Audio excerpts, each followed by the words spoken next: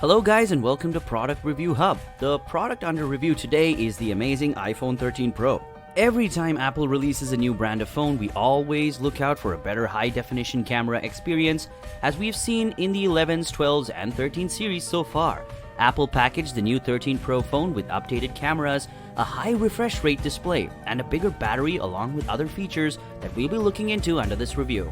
But before we continue, don't forget to like and subscribe to this channel for more mind-blowing product reviews. Now let's get started.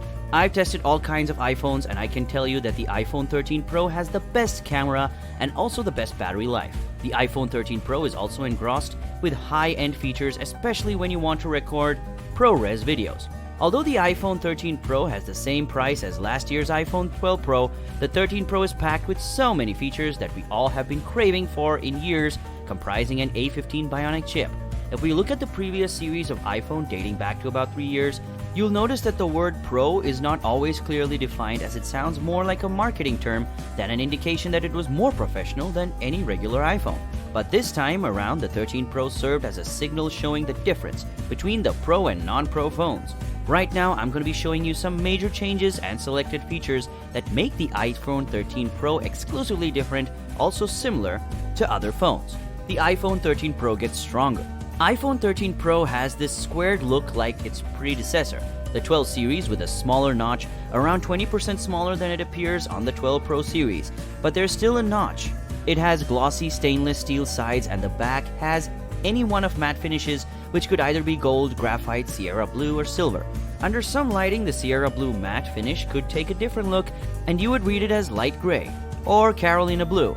The 13 Pro is thicker, and when using it, I noticed it had an additional 15 grams packed on its weight.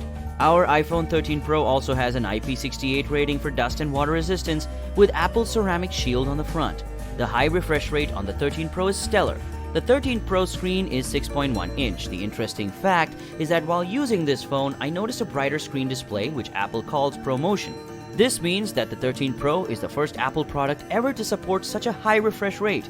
Now, depending on what the 13 Pro is currently displaying, the refresh rate switches between a range of 10 Hz and 120 Hz, which is similar to what Samsung did on Galaxy S21 Ultra. Also, while I was using the 13 Pro, I noticed that animations looked smooth, with a lot of graphic crisp, and even scrolling feeds were better when the screen looked stellar. A longer telephoto camera. There is a new sensor that comes with the main camera of the 13 Pro. It is the largest ever found in an iPhone. There are f1.5 aperture lens, which make the 13 Pro's main camera have an improved light gathering feature. New autofocus and lens can also be found in the ultra-wide camera with a longer optical zoom of 3x. Like I said at the beginning of this review, we all look out for a better camera experience in every new series of the iPhone. I can tell you that using the Pro phone to take pictures gives a brighter and brilliant result. Although this particular improvement has not always been vividly obvious, I can take a picture of speeding cars too because of their fast shutter speed, which results in a better freezing action. A camera that brings you closer to your subject. The 13 Pro has a new macro mode feature. This mode is automatically triggered when you are just a few centimeters from your subject. I tested the 13 Pro camera and it gave a wonderful result, and I was impressed with the way macro photography worked on it. It worked in such a way that you move closer to the subject, the camera automatically switches from wide camera to ultra wide camera. Isn't that amazing? I can say that during my experiment with the 13 Pro for macro photography, it was solid, both in medium and bright lighting. Although it's not on the same level with mirrorless macro lens cameras, I can say assuredly that this is one of the best so far for any implementation of macro mode on the phone. I also noticed that in low lighting, if you want to make the macro photo work, the iPhone still switches to an ultra-wide camera. Well, the best camera on the phone so far is still the wide-angle camera, which performs a better job in low lighting situations. Because the phone has to be so close to the subject, it automatically blocks out the light, which results in a low-quality close-up. The best way to curb this is to switch off the macro mode functionality, which is not possible for now, but Apple has responded to this and they have promised to add it to the next software update. So you'll be able to switch off macro mode while shooting at close distances. Cinematic mode on the iPhone 13 Pro. This feature is available on all iPhone 13, including the Mini. The cinematic mode is a new feature which uses the rear camera array to create a video of 1080p at the speed of 30 frames per second. The interesting thing, every other thing is out of focus except your subject, of course. The 13 Pro can also execute focus in a racked pattern by switching from one focus to another.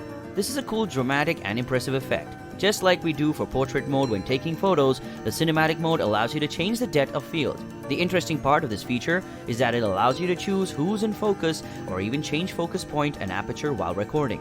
Although you can still do this after recording your videos. These cinematic videos are not perfect, but they're worth experimenting with because cinematic video needs a good amount of light to bring out the best result. If the environment is too dark, the 13 Pro will pop up a prompt requesting you to turn on your flash. There's also another limitation I noticed. While shooting fast-moving non-human subjects like water being sprayed on a field, these kind of subjects tend to be difficult for the cinematic mode to keep in focus even while editing these kind of videos.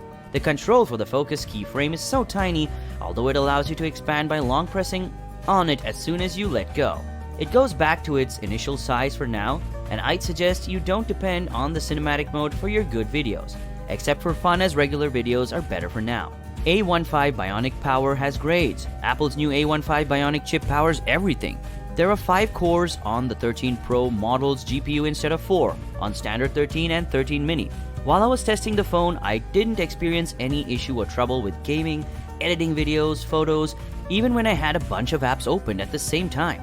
The longest battery life of any phone tested so far. The 13 Pro has a bigger battery. While I tested the battery life, the 13 Pro didn't have any issue working through the day on a single charge, even during a hot or humid day when I took a bunch of photos and made some video while on airplane mode and half brightness.